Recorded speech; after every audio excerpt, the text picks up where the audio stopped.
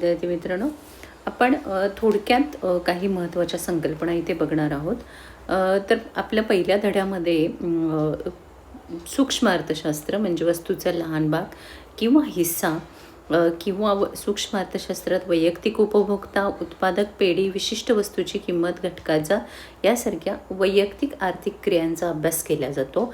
त्याचबरोबर अर्थव्यवस्थेचं सूक्ष्मदर्शी अध्ययन म्हणजे सूक्ष्म अर्थशास्त्र आहे. सूक्ष्म अर्थशास्त्राची काही वैशिष्ट्ये आहेत की जी आपल्याला 4 गुणांसाठी लक्षात ठेवायचे आहेत. ते आहे वैयक्तिक घटकांचा अभ्यास. अतिशय सोपी अशी ही वैशिष्ट्ये आपल्याला या ठिकाणी लक्षात ठेवण्यासारखी आहेत. एक आहे वैयक्तिक घटकांचा अभ्यास. हा सूक्ष्म अर्थशास्त्रामध्ये केला जातो. त्यामध्ये वैयक्तिक उपभोक्ता असेल, कुटुंब संस्था असतील, तर त्यानंतर सूक्ष्म अर्थशास्त्राला किंमत सिद्धांत असं देखील म्हणतात. त्यामुळे किंमत सिद्धांत हे देखील एक वैशिष्ट्य आहे.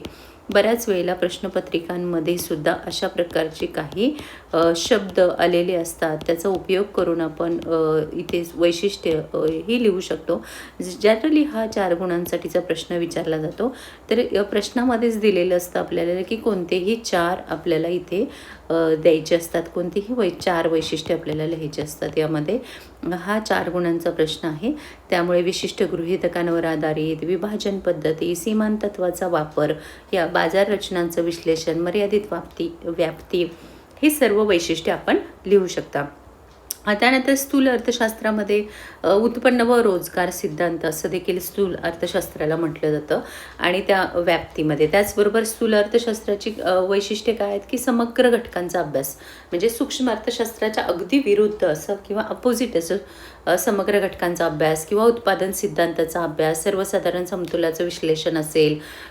इथे सुद्धा कोणतीही 4च वैशिष्ट्ये आपल्याला सोडवायची आहेत आणि 4 गुणांसाठीचा हा प्रश्न आहे.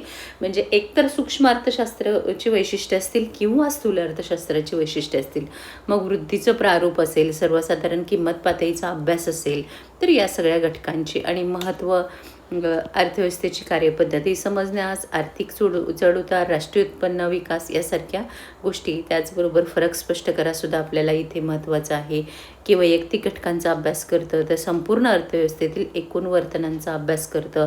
त्याचबरोबर इथे वैयक्तिक मागणी, वैयक्तिक पुरवठा, समग्र मागणी, समग्र पुरवठा, किंमत सिद्धांत, उत्पन्न व रोजगार सिद्धांत असे कोणतेही 2 फरक स्पष्ट करायला लिहिलं की सूक्ष्म अर्थशास्त्रामध्ये विभाजन पद्धती आहे, स्थूल अर्थशास्त्रामध्ये राशी पद्धतीचा अभ्यास केला जातो. तर अशा प्रकारे देखील आपल्याला हे सोडवता येईल. किंवा योग्य पर्याय निवडामध्ये अर्थशास्त्राची शाखा जी संसाधन वाटपाशी संबंधित आहे, सूक्ष्म अर्थशास्त्र. फक्त सूक्ष्म अर्थशास्त्रात अभ्यासलेल्या संकल्पना, घटक किंमत आणि उत्पादन किंमत. त्यामुळे पर्याय क्रमांक 4 क आणि ड.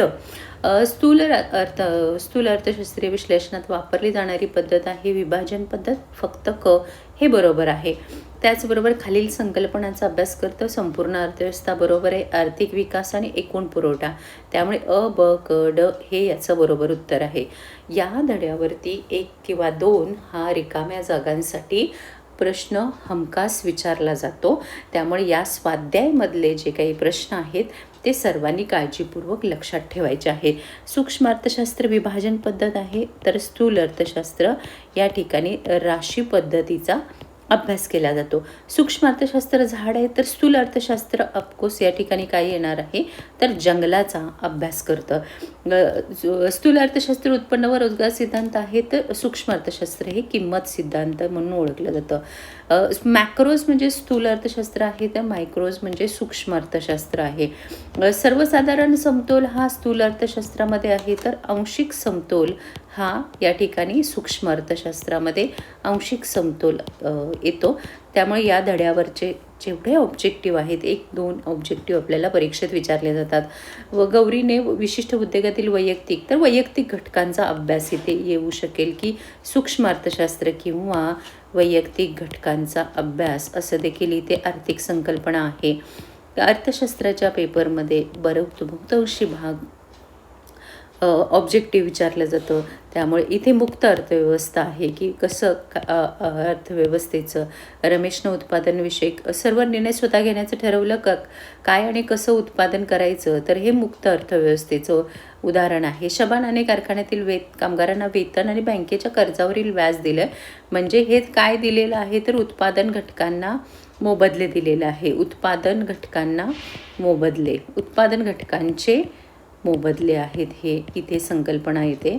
तर अशा प्रकारे आपल्याला हे पहिल्या धड्यावरच्या स्वाध्यायामधले काही महत्त्वाचे घटक आहे.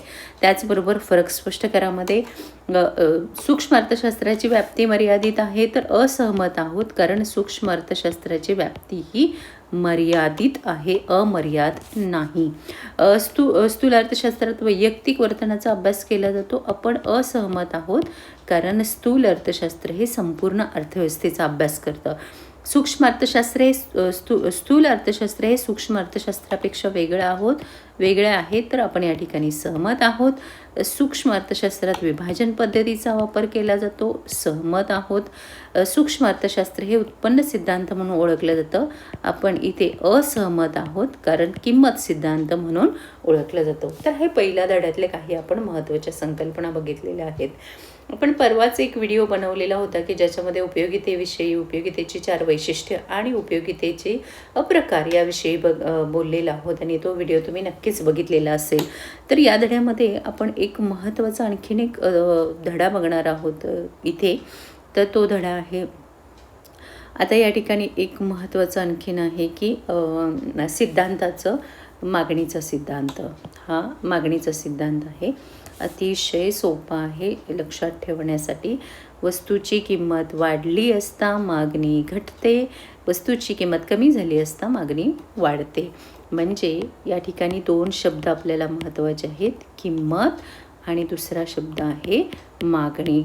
तर आपल्याला असं म्हणायचं आहे, किंमत कमी असेल तर मागणी काय असते, जास्त असते, आणि किंमत जास्त असेल तर मागणी काय असते, कमी असते. म्हणजे व्यस्त प्रमाणात बदलते किंवा परस्पर विरोधी आहे. त्यामुळे हे 2 शब्द आपल्याला लक्षात ठेवायचे आहेत.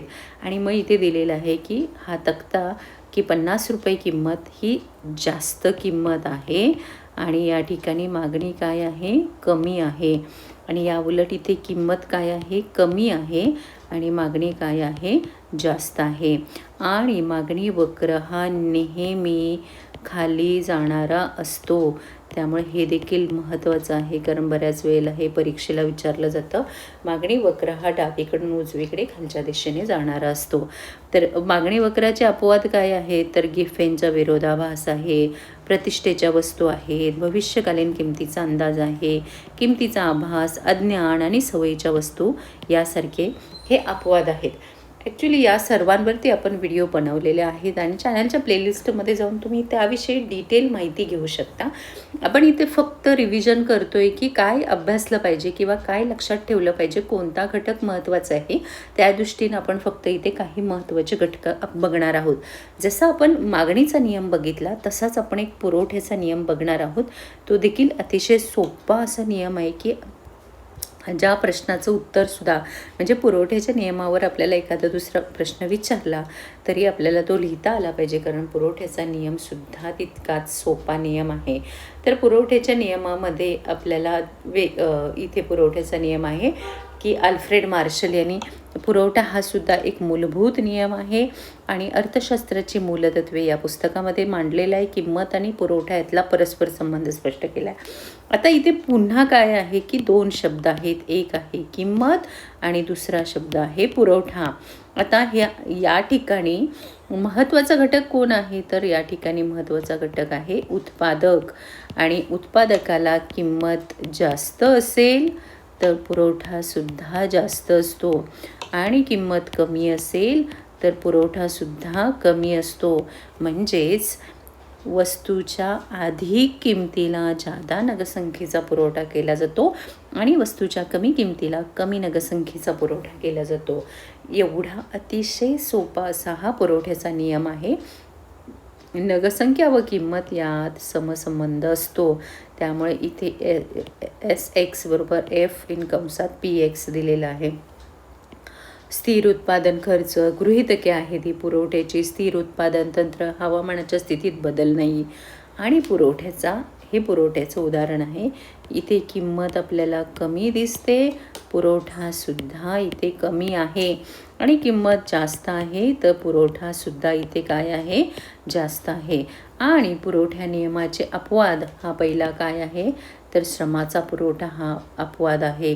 इथे आपल्याला श्रम दिलेला आहे, 100, 200, 300 कामाचे तास दिलेत आणि त्यानुसार पुरवठ्याचा हा मागे वळणारा वक्र असतो. आणि त्याचबरोबर इथे पुरवठ्याचा वक्र कसा असतो, तर हा वर जाणारा पुरवठा आहे. वक्र कसा आहे, डावीकडून उजवीकडे वरच्या दिशेने जाणारा हा पुरवठा वक्र आहे, किंमत आणि पुरवठा. तर अशा प्रकारचा हा इथे पुरवठा नियमाचा अपवाद. रोख रकमेची गरज असेल, नाशवंत वस्तू, दुर्मिळ वस्तू, तर या सर्व आणि या व्हिडिओमध्ये आपण जे जे महत्त्वाचे बघितलेले आहे घटक ते सर्वांनी अभ्यास करायचा आहे, पाठांतर करायचं आहे आणि एका कागदावरती लिहून घेतलं तरी त्याच्या आपल्याला लक्षात राहील उद्या पेपरपर्यंत. धन्यवाद.